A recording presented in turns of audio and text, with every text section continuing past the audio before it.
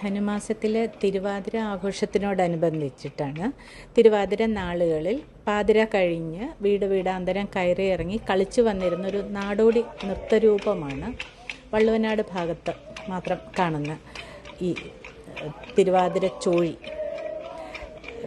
അതിൻ്റെ ഐതിഹ്യമായിട്ട് പറയുന്നതെന്ന് വെച്ചാൽ പാർവതിയെ സന്തുഷ്ടയാക്കാൻ വേണ്ടിയിട്ടാണ് ചോഴിക്കളി ശിവൻ്റെ ഭൂതഗണങ്ങളുടെ നൃത്തമാണ് എന്നൊക്കെ വിശ്വസിച്ചു വരുന്നു.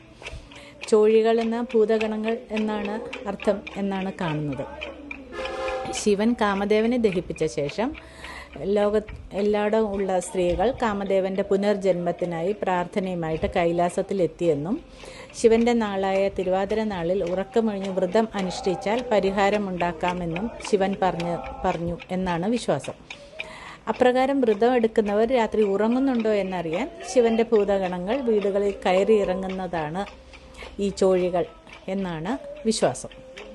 അവരുടെ വേഷം എന്താണെന്ന് വെച്ചാൽ ഉണങ്ങിയ വാഴയിലയും ചപ്പിലയും ദേഹത്ത് വെച്ച് കെട്ടിയിട്ടാണ്. അധികവും കുട്ടികളാണ് ചോഴിയുടെ വേഷം കെട്ടുന്നത്.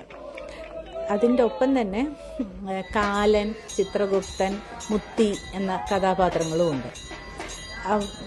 അവർക്കാണെങ്കിൽ പാളയിൽ കരി കൊണ്ടെഴുതിയ മുഖംമൂടിയുമുണ്ട്.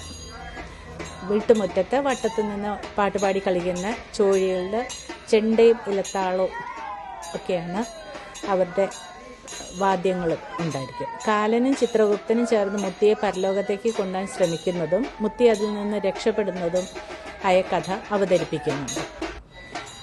ഇങ്ങനെ ഉള്ള പാട്ടും കളിയും കഴിയുമ്പോൾ വീട്ടുകാർ അരിയും പഴവും ഇളനീരും വസ്ത്രവും ദക്ഷിണയും ഒക്കെ നൽകി സംഘത്തെ യാത്രയാക്കും. പിന്നെ അടുത്ത തിരുവാതിരയ്ക്ക് മാത്രമേ അവർ കാണുള്ളൂ.